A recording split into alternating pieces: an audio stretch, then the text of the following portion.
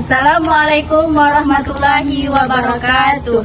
Annyeonghaseyo bun. Perkenalkan, kami dari kelompok 1 yang beranggotakan 2 orang. Saya sendiri bernama Cynthia dengan NIM 230802033 dan saya Nelda Fitria dengan NIM 230802021.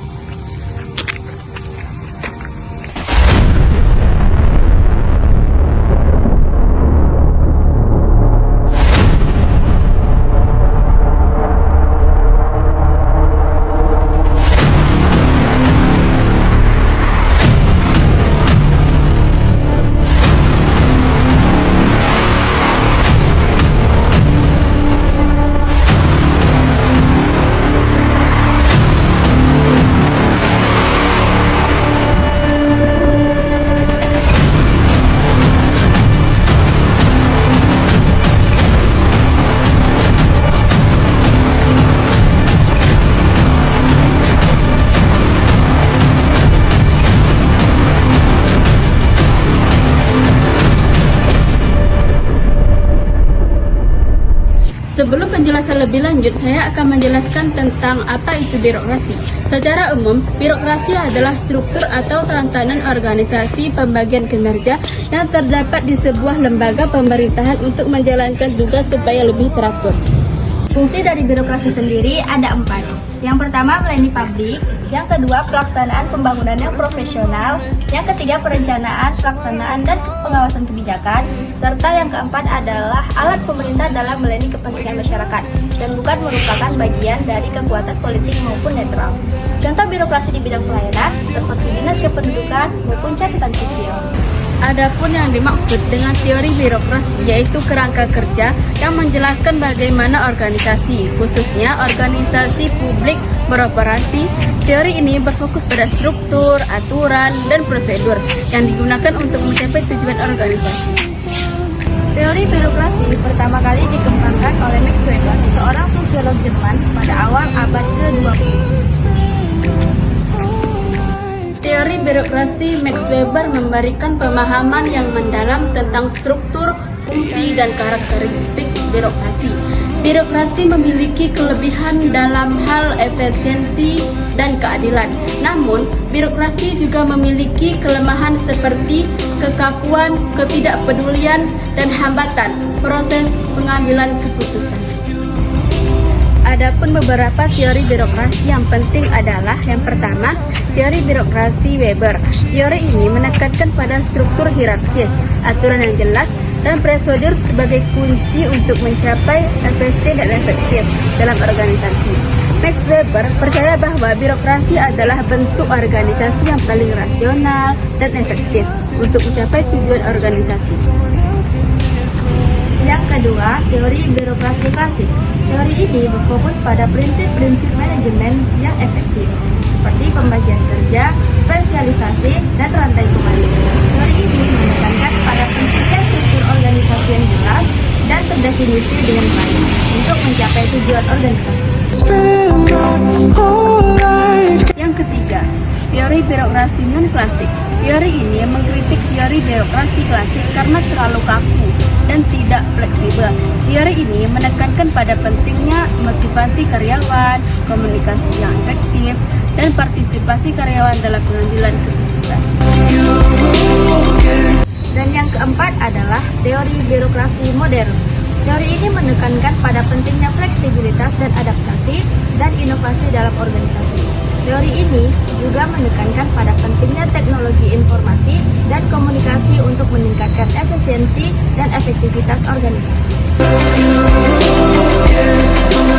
Selanjutnya, teori birokrasi yang dikembangkan oleh Max Weber adalah sebuah model ideal tentang bagaimana organisasi harus beroperasi.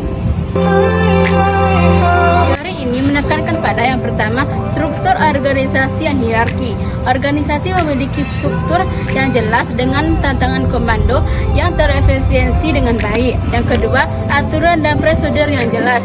Organisasi memiliki aturan dan prosedur yang tertulis dan diterapkan secara konsisten untuk semua anggota. Yang ketiga, spesialis tugas. Setiap anggota organisasi memiliki aturan dan prosedur yang tertulis dan diterapkan secara konsisten untuk semua anggota. Yang keempat, spesialisasi tugas. Setiap anggota organisasi memiliki tugas dan tanggung jawab yang spesifik. Yang kelima, kompetensi. Anggota organisasi dipilih berdasarkan kualifikasi dan kompensasi. Terus gimana sih perspektif birokrasi yang ideal untuk administrasi Indonesia? Selanjutnya akan kita bahas. I'd do anything to not be all alone with the sea. Yang pertama, berorientasi pada masyarakat. Birokrasi harus berpusat pada kebutuhan dan kepentingan masyarakat dengan fokus pada penyelesaian masalah dan peningkatan kualitas hidup. Dan yang kedua, profesional dan akuntabel. Di dalam birokrasi itu harus diisi oleh aparatur yang profesional, kompeten, dan memiliki integritas yang tinggi, serta bertanggung jawab atas kinerja dan hasil kerjanya. I've getting over you. Yeah, yeah, yeah.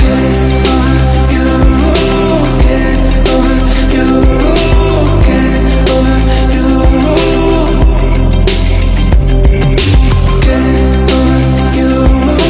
Get over you. Get over you. Drowning in my coffee.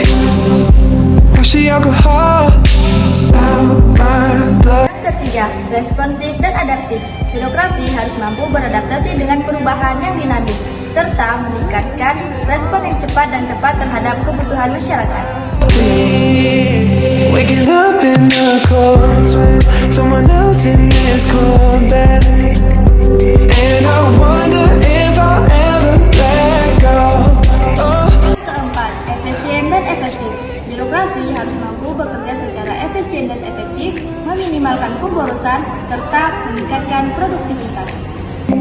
Truth is I could. Serta yang kelima, transparan dan akuntabel. Birokrasi itu harus terbuka dan transparan dalam pengambilan keputusan, pengelolaan anggaran, dan pelaksanaan tugas, serta bertanggung jawab kepada publik. Adapun beberapa elemen penting dalam membangun birokrasi yang ideal di Indonesia, yaitu yang pertama, reformasi birokrasi keberlanjutan, yang mana proses reformasi harus dilakukan secara keberlanjutan dan terstruktur dengan melibatkan semua pihak terkait.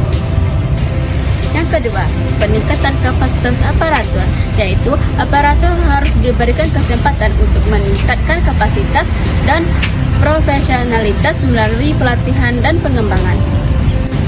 Yang ketiga, teknologi informasi, yang mana dengan adanya penerapan teknologi informasi dan komunikasi dapat meningkatkan efisien, transparansi, dan aksesibilitas layanan publik. Yang keempat, partisipasi publik, yaitu masyarakat harus dilibatkan dalam proses pengambilan keputusan dan pengawasan kinerja birokrasi. Yang kelima, sistem pengelolaan kinerja. Sistem yang teratur dan objektif diperlukan untuk menilai kinerja aparatur dan mendorong peningkatan kualitas layanan. Selanjutnya mengenai adaptasi birokrasi yang ideal untuk Indonesia, yang mana meskipun konsep birokrasi ideal memiliki banyak keunggulan, penerapannya di Indonesia perlu disesuaikan dengan konteks lokal. Dan beberapa hal yang perlu dipertimbangkan adalah Running from the moment.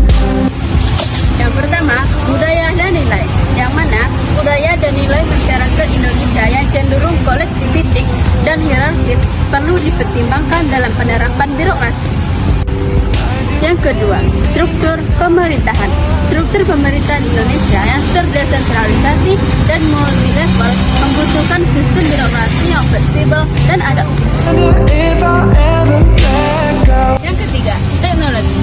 Penggunaan teknologi informasi dan komunikasi dapat membantu meningkatkan efisien dan efektif birokrasi di Indonesia. Yang keempat, transparansi dan akuntabilitas. Peningkatan transparansi dan akuntabilitas dalam birokrasi penting untuk membangun kepercayaan publik. adapun penerapan birokrasi ideal di Indonesia menghadapi beberapa tantangan, antara lain yang pertama itu korupsi. Korupsi masih menjadi masalah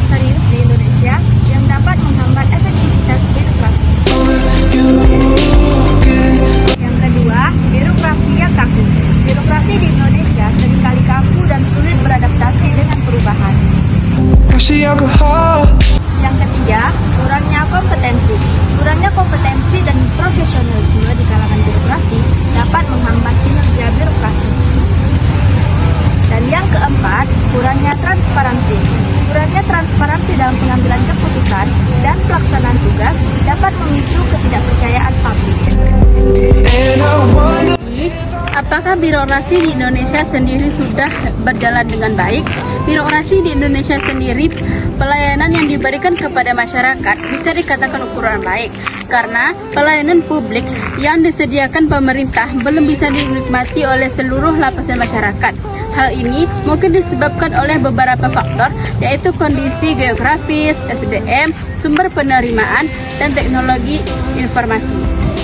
Sehingga apabila orang berbicara tentang birokrasi, selalu berkonotasi negatif. Birokrasi itu lamban, berbelit-belit, menghalangi kemajuan, cenderung memperhatikan prosedur dibandingkan substansi, dan tidak efisien.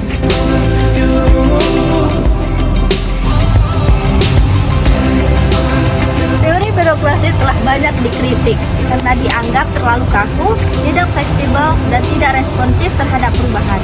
Namun, teori ini tetap relevan karena memberikan kerangka kerja yang berguna untuk memahami bagaimana organisasi birokrasi dan bagaimana mencapai tujuan organisasi. Penting untuk dicatat bahwa tidak ada satu perspektif yang ideal untuk semua situasi. Perspektif yang ideal akan bergantung pada konteks dan tujuan spesifik. Namun, perspektif di atas dapat menjadi dasar untuk membangun birokrasi yang lebih efektif dan efisien di Indonesia.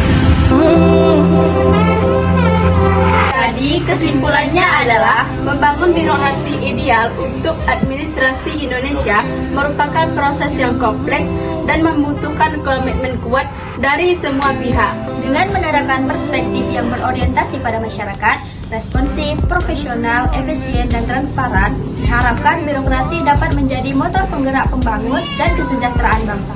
Nah, itu tadi sedikit penjelasan mengenai bagaimana perspektif birokrasi yang ideal untuk administrasi. Jika terdapat banyak kesalahan, kami mohon maaf, and thank you for watching.